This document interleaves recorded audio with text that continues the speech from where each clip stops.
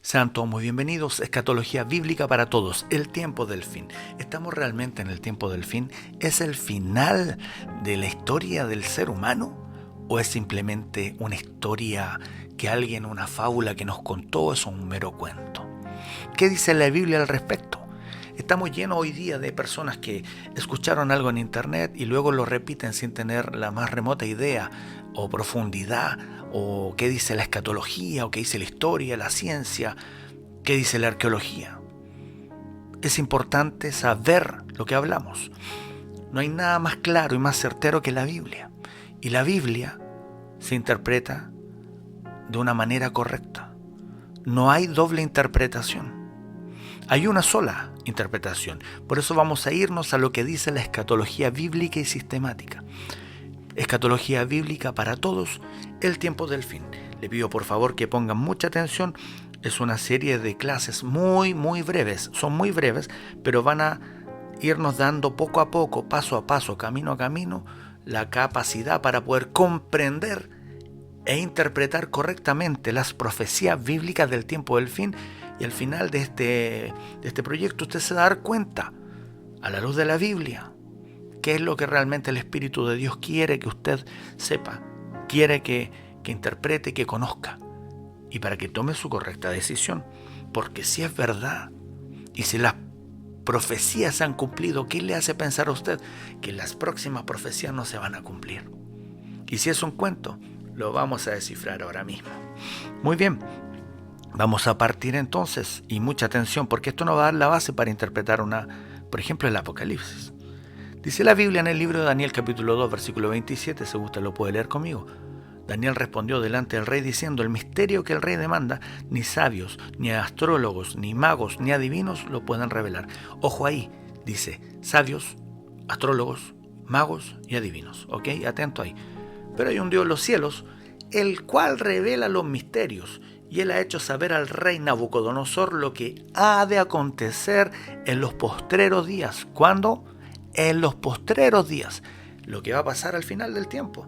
He aquí tu sueño y las visiones que has tenido en tu cama. Un poco de contexto a esto. Dice la historia y dice la Biblia que el rey Nabucodonosor había tenido un sueño muy perturbador, el cual él sabía que había algo importante en ese sueño porque no podía estar tranquilo. Y llama a su grupo de personas que tenía, de sus asesores, digamos. Dice que habían, lo que dijimos al principio, sabios, astrólogos, magos y adivinos. Daniel entraba dentro del grupo de los sabios. Importante, ahí vamos a contar brevemente cómo llegó. Entonces, él dice: yo tuve un sueño, necesito que me lo interpreten, pero me lo deben decir desde el principio. Me refiero a que yo no les voy a contar mi sueño, usted tiene que venir, me dice qué soñé, y me dice qué significa. El que no me interprete el sueño va a ser muerto. Se puso muy complicado. Y bueno, dice la Biblia que Daniel tuvo la correcta interpretación del sueño. Y viene Daniel y le dice: tú soñaste con una estatua. Esta estatua tenía en su grueso 4 partes. Una parte era de oro, otra era de plata, otra de cobre, otra de hierro, y le empieza a explicar qué significaba cada cosa, y le explicaba que eran 4 imperios en principio, y cuál era la historia de la humanidad y qué iba a pasar con ella. Dice la Biblia que el imperio babilónico estaba representado por la cabeza de oro, y el imperio babilónico era donde vivían Nabucodonosor y Daniel en aquel entonces. En historia dice que en los años 605 y 539 a.C. Vivió o funcionó el grueso del imperio babilónico. Es muy importante entender en qué fecha está situado todo esto, para que usted se dé cuenta de que si en estos años están revelando algo, o interpretando algo, o entregando una profecía en estos años, para hoy 2026, 2027, 2028, 2030, no sé cuándo usted pueda escuchar este mensaje, y no sé qué haya pasado y cuánto hemos avanzado de la profecía bíblica.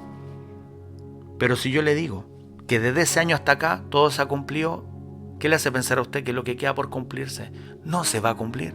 Vamos a ver qué se ha cumplido. Dice la Biblia, nos cuenta la historia que el imperio babilónico fue el reino que destruyó el primer templo. Eso es importante también destacarlo, porque al final después lo vamos a necesitar, esos datos. Destruyó el primer templo, atacando a Jerusalén, llevaron cautivo a miles de personas, dentro de ellos al joven sabio Daniel. Dice la Biblia que, los eruditos en realidad estudian y creen que Daniel a los 13 años de edad aproximadamente fue tomado y llevado a Babilonia como sabio. Según algunos eruditos que analizan ciertas condiciones y cosas según las reglas, piensan que a los 13 años un hombre realmente pasaba a ser hombre. Una persona, un niño pasaba a ser hombre. Pero se cree que puede ser que entre el 17 a 20 años haya tenido Daniel. No tenemos una certeza de cuál es la edad correcta, pero sí entendemos de que hay un margen que es entre 13 y 20 años de edad. Fue una sociedad patriarcal. Es importante entender cómo eran, cómo se comportaban, cuál era su forma de relacionarse, etcétera. ¿Por qué? Ya lo vamos a entender. Vamos armándonos un camino para poder entender el final. Ellos reconocían los derechos legales sobre mujeres, pero eran muy breves, eran muy pocos. Podían pedir el divorcio, podían hacer negocio y podían tener propiedades, pero le ponían una serie de reglas o requisitos. Eran conocidos por el famoso código Hammurabi. No sé si usted ha escuchado. Este es un código que contenía duras sanciones para los que consideraban que cometían falta al código Hammurabi. Eran condenados por ejemplo, como ser quemado, o lo amarraban y lo tiraban al río. Se promovía la prostitución de mujeres como algo sagrado en los templos. Hay constancia de que algunos sacerdotes de Ishtar practicaban la homosexualidad, practicaban bailando travestidos en algunos ritos. Habían rituales que ellos se vestían travestidos, ¿se entiende el concepto? Y podían ofrecer su servicio de, llamémoslo así, de prostitución masculina. En algunos templos babilónicos existía prostitución masculina sagrada. Existían los famosos asinú. Estos eran llamados hombres úteros. No puedo entrar mucho en detalle, hay cosas que se hablan directamente en face to face, ¿no? Por redes sociales no se puede hablar con tanto detalle, pero lo importante es que usted tenga una noción de qué estamos hablando. La homosexualidad en la antigua Babilonia era una práctica corriente, era aceptada, no era condenada socialmente, a menudo integrada en ritos religiosos y valorada como parte de la experiencia sexual cotidiana. Ellos tuvieron grandes avances importantes en las matemáticas, como el álgebra, la astronomía, el calendario lunar y la creación del zodiaco.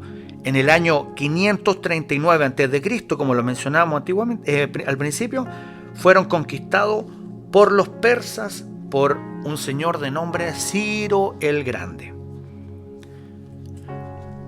El siguiente imperio que muestra en el sueño era un imperio de plata representado por los medos persas.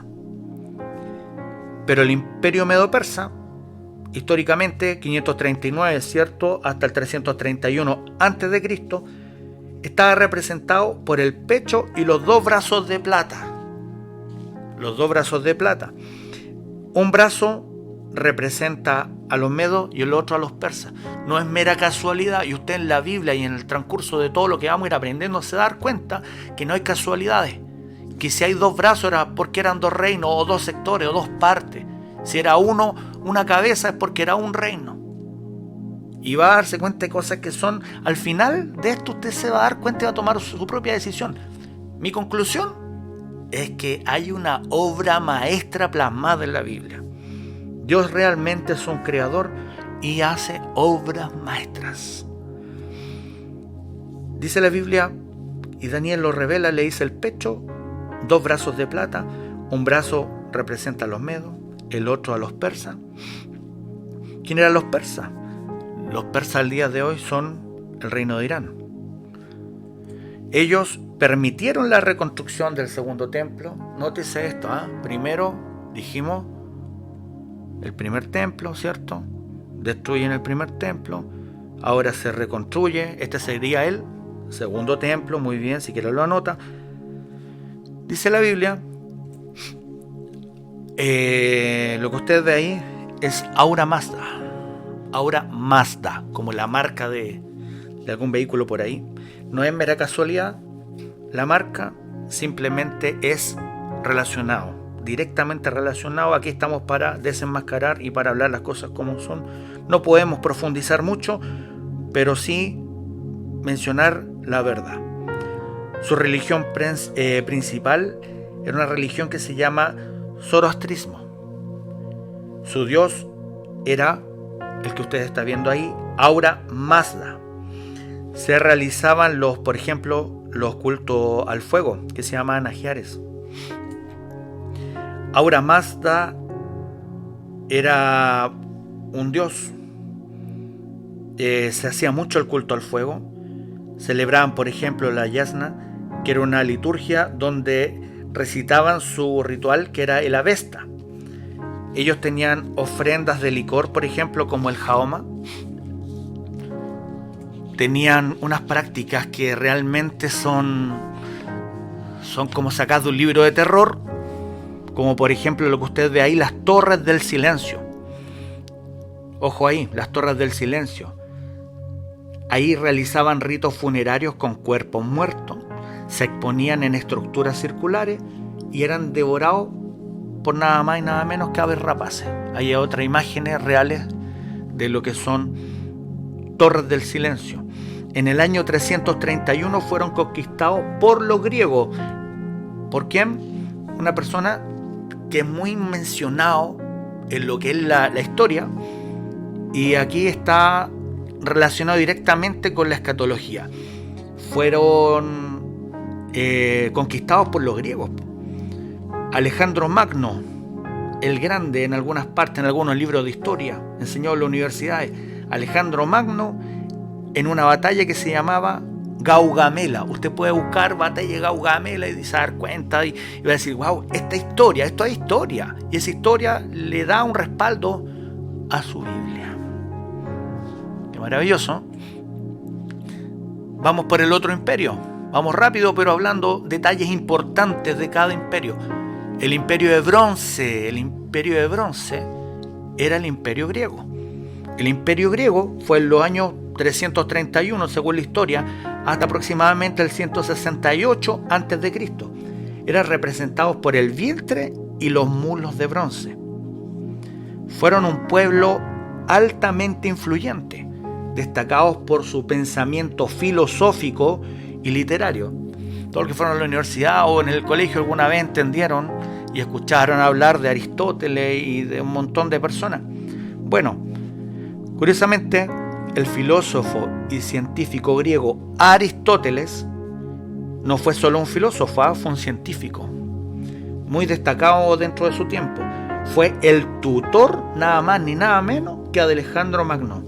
Aristóteles fue discípulo de Platón y fue considerado el padre de la filosofía occidental, la lógica y la biología.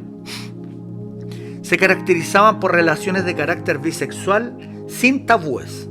Alejandro Magno era bisexual, aunque muchos seguidores de Alejandro Magno y de su elogio o su grandeza lo niegan, pero la historia cuenta muchas cosas, no las voy a tocar ahora, pero la bisexualidad estaba normalizada. No se denominaban como hetero u homosexuales, sino simplemente, nótese aquí, hablaban de pasivo y de activo. Hay muchas cosas que son casualidad o coincidencia. No creo que sea casualidad, pero son cosas que están pasando hoy día. Hay prácticas que se hacen hoy día de la misma forma de algunos de los imperios que le acabo de comentar. Por ejemplo, estas palabras, estas frases se escuchan pasivo, activo. Lo mismo que hablamos de Babilonia. Vaya armándose, por favor, usted su propio rompecabezas. Ellos adoraban a dioses como Zeus, Atenea, Hércules, Dionisio. Celebraban en Olimpia cada 4 años, en honor al dios Zeus, un festival religioso que eran los famosos Juegos Olímpicos.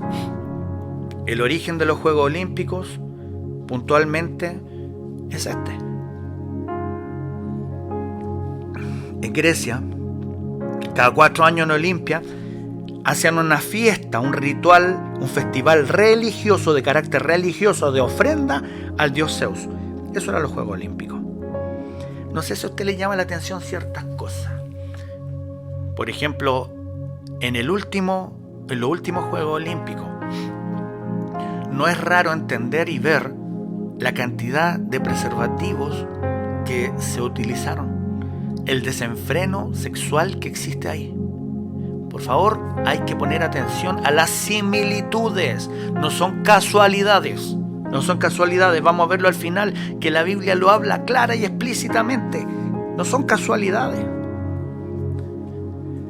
Alejandro Magno en Egipto fue reconocido como faraón. Alejandro, esto lo dice la historia.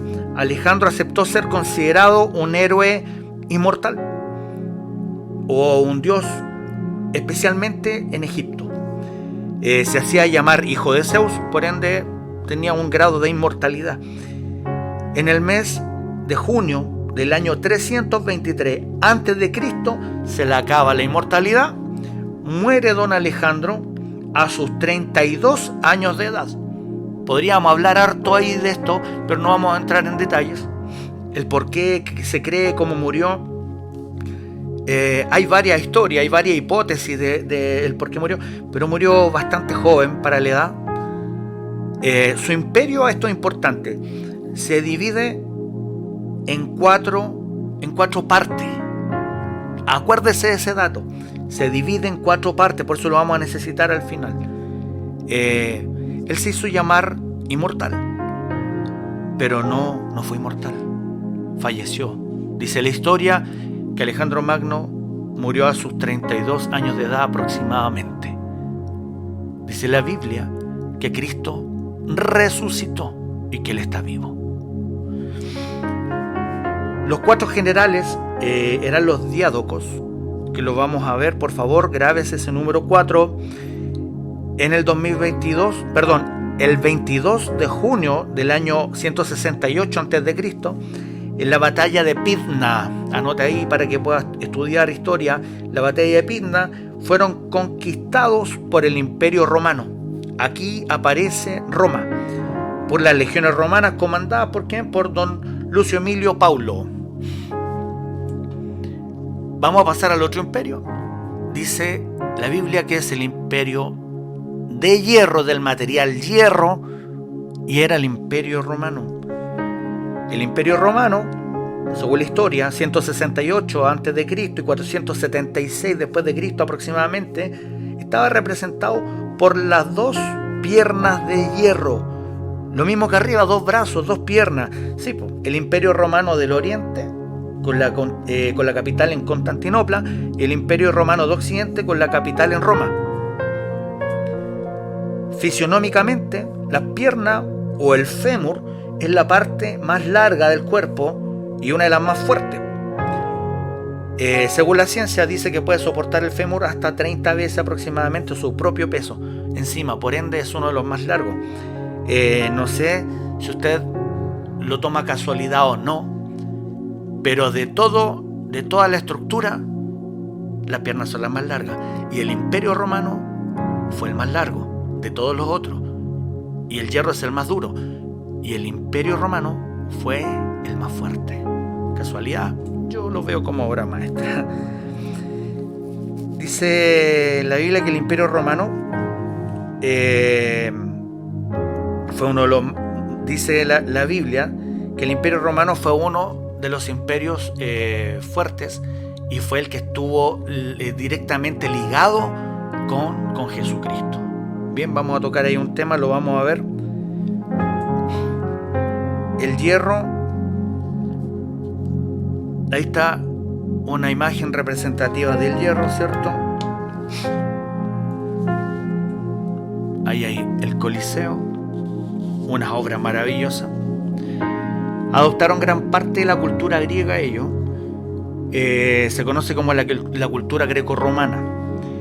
En cuanto a religión, iniciaron con politeístas. Fusionaron los dioses griegos, adaptando sus propias creencias y evolucionando hasta lo que se conoce como el cristianismo, pero en un principio partió no tan cristiano como hoy se conoce. El cristianismo después fue adoptado por Constantino. Eran jerárquicos en su sociedad. Importante entender cómo era la estructura, porque eso es parte de la interpretación. Eran jerárquicos en su sociedad, donde existían los famosos patricios, los plebeyos y los esclavos. No sé si usted ha escuchado hablar de eso, pero historia. Bien. La frase panem et circense o pan y circo. No sé si usted ha escuchado la frase pan y circo. De aquí viene. Fue característica en los espectáculos de gladiadores, teatro y carreras de carro. Un ciudadano romano podía mantener relaciones sexuales con hombres y mujeres. Había una sola regla, una simple regla: ser siempre activo y no pasivo, ya que eran considerados impúdicos o inmundos o indignos, según la ley Scantinia. La ley Lex Scantinia decía que la prostitución era legal. Practicaban lo que se llamaba la parentalia y la lupercalia. La parentalia, las familias se reunían en las tumbas para honrar los dioses, manes o dimanes, con sacrificio, comida y con vino. La lupercalia era un rito de fertilidad donde dentro de todo lo que hacían azotaban a las mujeres. Algunos toman esto y lo explican, pero lo explican muy leve, como que no, si nosotros corríamos, pero cuando se va a la historia se da cuenta que dentro de todo azotaban a las mujeres salían corriendo siempre de no y las azotaban, entendiendo y creyendo de que había algún tipo de fertilidad ahí. Juzgue usted mismo, tome usted la decisión de qué es lo que estaba pasando ahí. Ellos practicaban los bacanales. Los bacanales, atención a esto, era un culto de honor a Baco, al dios Baco, llenos de éxtasis, embriaguez, liberación y de pasiones y de desenfreno. Los bailes, música estridente, que junto al vino excesivo, obviamente, llevaban a un delirio místico, supuestamente un éxtasis. Estas son solo algunas de todas las prácticas del imperio, no las estoy tocando todas. No sé si a usted le causa alguna similitud. Lo que se habla, por ejemplo, cuando usted dice vino, música estridente, baile, o la palabra bacana, aunque muchos dicen que viene de otro lado, pero también se cree y se entiende de que probablemente venga de aquí, de los bacanales. Cuando jóvenes dicen, lo vamos a pasar bacán, ¿de qué estamos hablando? De bacanales, del dios Baco. No sé si usted ha visto una fiesta, un carrete de fin de semana, no sé, donde existe básicamente esto mismo. Son cosas muy certeras, muy claras. Yo hice un ejercicio. Tomé todos estos puntos que se mencionaron acá de la ofrenda al rey al dios Baco en los bacanales, y en la inteligencia artificial le pedí que generara una imagen actual con estos datos. Y esto es lo que me generó. Ahí tiene la imagen, yo no la inventé, lo inventó la inteligencia artificial. Y ahí yo veo un carrete de fin de semana donde hay un poco de desenfreno, se les pasaron las copas, se les quebró una botella y están todos happy y lo están pasando bacán. El que tenga oídos, que oiga. Y bueno, vamos a avanzar. Cada uno juzgue por su propia capacidad. En relación a la crucifixión, habíamos hablado antes, ¿cierto? El Imperio Romano la perfeccionó y la utilizó en masa por 500 años. No fueron los únicos históricamente, porque yo he escuchado que hablan de que fueron los que no fueron los únicos que ocuparon el sistema de crucifixión. Hubieron muchos que lo ocuparon, pero era puntual, era otro tipo de cruces. Pero el que perfeccionó esta técnica y la usó en masa, la masificó por 500 años aproximadamente, fueron los romanos. Este está considerado como el castigo más doloroso y humillante que existe. En el siglo IV después de Cristo, Constantino el Grande prohíbe la crucifixión en respeto a la muerte de Jesucristo. Se ha encontrado evidencia arqueológica histórica que demuestra que el clavo de los pies atravesaba el calcañal. Usted puede ver una imagen ahí en el centro. Un pie a cada lado de la cruz, con el clavo clavado al lado a través de su talón. Curiosamente hay una versión en Génesis que dice: y pondré enemistad entre ti y la mujer, y entre tu simiente y la simiente suya. Esta te herirá en la cabeza y tú le herirás en el calcañal. Dice la Biblia que Jesús, con su muerte en la cruz, hirió en la cabeza al demonio, vencido por Jesucristo en la cruz, pero que el demonio le hirió en el calcañal. Semejanza, casualidad, juzgue usted mismo. Nos han vendido muchas películas de Hollywood, pero la Biblia y la historia y la arqueología hablan otra cosa. Ahí están las imágenes. Esto no son los huesos de Jesucristo, lo que usted ve ahí, la mano, el calcañal, que es la parte del talón por el lado, y que iba un pie a cada lado y ahí se clavaba. Y muchos nos vendieron una historia donde el clavo en la mano se ponía al medio, pero realmente no se ponía al medio, se ponía un poquito más abajo en la muñeca, porque si no se habría desgarrado. Pero bueno, la Biblia habla en Génesis. ¿Y usted cree que es mera coincidencia o es una obra maestra? Estamos sentados en una tierra donde hay un ser todopoderoso y maestro sublime que nos maravilla con sus misterios y cosas sobrenaturales. En resumen, vamos a hablar principalmente de estas cuatro partes de la estatua. La primera, estas frases usted se las puede aprenderse: oro, plata, bronce y hierro, Babilonia, medo persa, griego, romano, y va a poder entender muchas cosas, mucha historia. Babilonia era de oro, medo persa de plata, los griegos de bronce y los romanos de hierro. Y ahí está la estatua. A Nabucodonosor se le dijo en un principio: tú eres el rey en el primer imperio, pero era solo la cabeza de oro. El corazón de Nabucodonosor se endureció. Y dice la Biblia en Daniel capítulo 2, el 39-40, y usted lo puede leer: y después de ti se levantará otro reino inferior al tuyo, y luego un tercer reino de bronce, el cual dominará sobre toda la tierra, y un cuarto reino será fuerte como hierro, y como el hierro desmenuza y rompe todas las cosas, desmenuzará y quebrantará todo. El egocentrismo probablemente de un rey que todo lo podía, Nabucodonosor, no quería hacer solo la cabeza, quería hacer la cabeza, los brazos, el cuerpo, los pies, quería hacer todo. Y se negaba probablemente en su orgullo humano a que viniese un reino que los rompiera, que los desmenuzara y los quebrantara, si él era el que tenía el poder en aquel entonces. Pero bueno, tomó la mala decisión de construir una estatua de oro.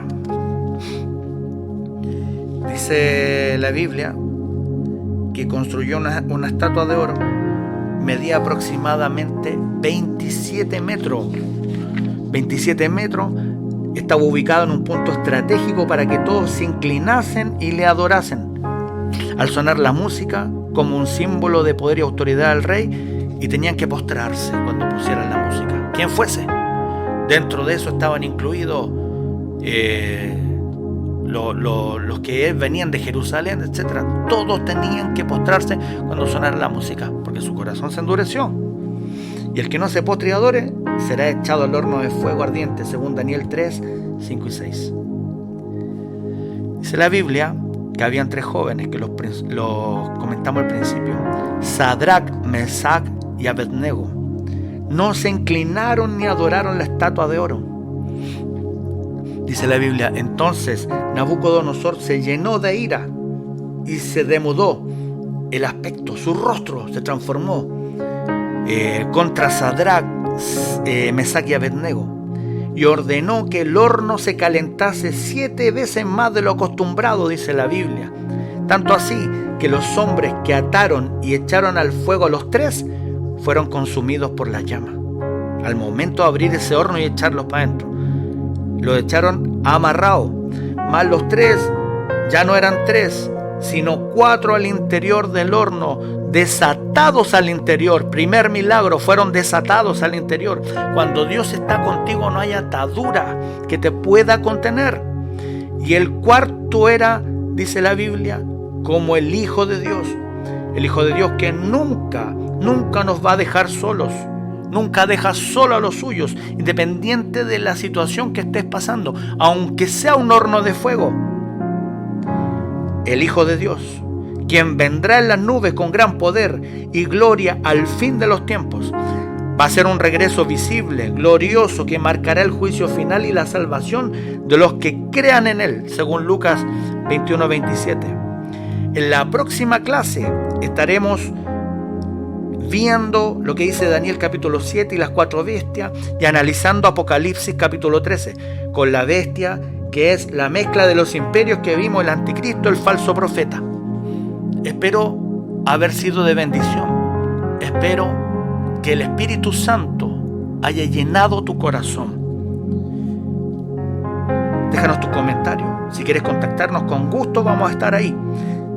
Sin duda estamos en el tiempo final. Maranata, Cristo viene. Si te gustó el contenido que acabas de ver, dale un like al video y pincha la campanita para recibir notificaciones cada vez que subamos un nuevo video. Con esto nos ayudas a que la palabra de Dios siga corriendo por las redes sociales. Déjanos tus comentarios y si quieres contactarnos, con gusto estaremos ahí. Sin duda, estamos en el tiempo final. Maranata, Cristo viene.